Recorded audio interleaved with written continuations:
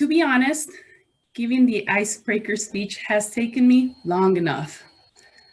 I joined Toastmasters around October of last year, and I'm just giving my icebreaker right now. So I came up with a game plan, and I thought I'm going to give the best icebreaker speech that I can. And I did a little research. I watched a couple of YouTube videos, went into a little blog, saw recommendations, and the recommendation that was reoccurring was tell your life story. And I thought to myself, how am I going to do that in 4 to 6 minutes? That's impossible. I can't do that. So I went and thought out another recommendation, which said, what is the one thing that describes you? And I thought, that's even harder for me. I have so many different interests. I'm a very diverse person.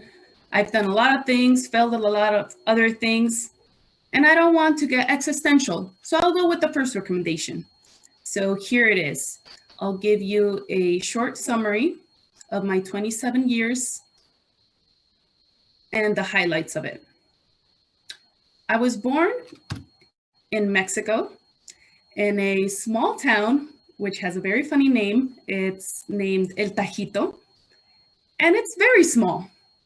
So small that I don't think at the time it had more than 1,000 in population.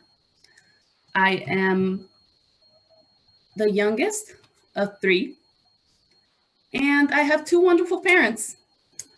Well, I don't have many memories of my early years in my hometown, El Tajito, because, kids don't remember that many stuff, but I do remember our house. I remember our big yard that we used to have. I remember my grandma planting crops, having chickens, having an avocado tree. Well, they're not so many memories, but they're fun memories. They're good memories. And my parents said, you know what, we're gonna cut your early years short in your hometown, and we're gonna pursue the American dream. So there we were, all 5 of us. My parents decided that it was time. We moved to a city called Fontana, California. Some of you may know it, some of you may not know it, but it was surely enough, had way more of 1,000 population than my old hometown. And there were interesting things happening. You might think it's interesting, you might think it's not. The film Herbie was filmed there. And the drummer from Blink-182 is his hometown as well. So I was more fond of that second reference. So anyway, here we were, moving to a different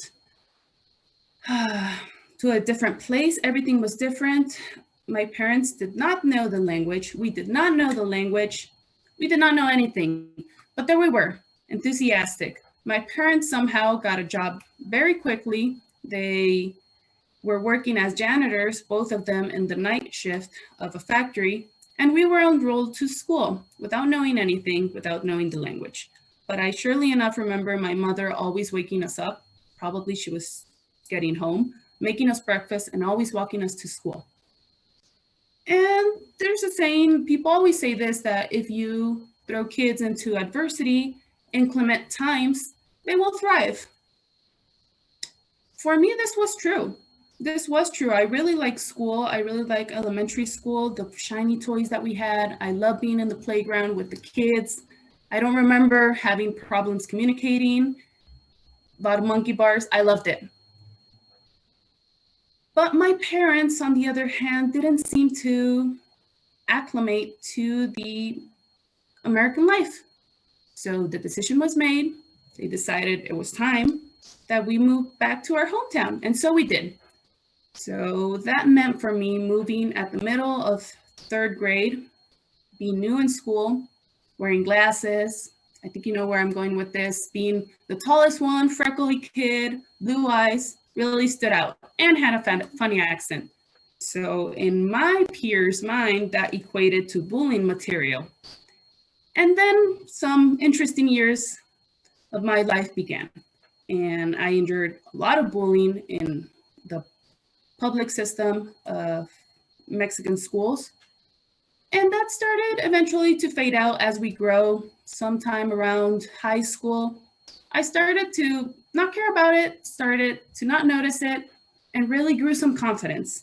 Really grew some confidence on my own. So much confidence that I decided to make another life change for myself. I decided to pursue college education at a different state. This meant about a 10-hour drive away from my parents' home without knowing anybody. But I said, I'm going to pursue my studies in food engineering and biotechnology. And so I did. I have many interesting stories about college. And one of them is that I made a lot of friends, and I made one friend that turned out to be more than a friend, who became my husband, who here he is, very handsome looking in our wedding. And everything turned out great for me. I have learned so much, have a very dispersed life, have so many anecdotes that I'd like to tell you in the time. But for now, I'll cut it short since this is an icebreaker, and I'll leave you hanging for more information, and just wanted to end on a happy note and with a picture of my cute little dog here, which her name is Nara. And that will be everything for today. Thank you, fellow Toastmasters.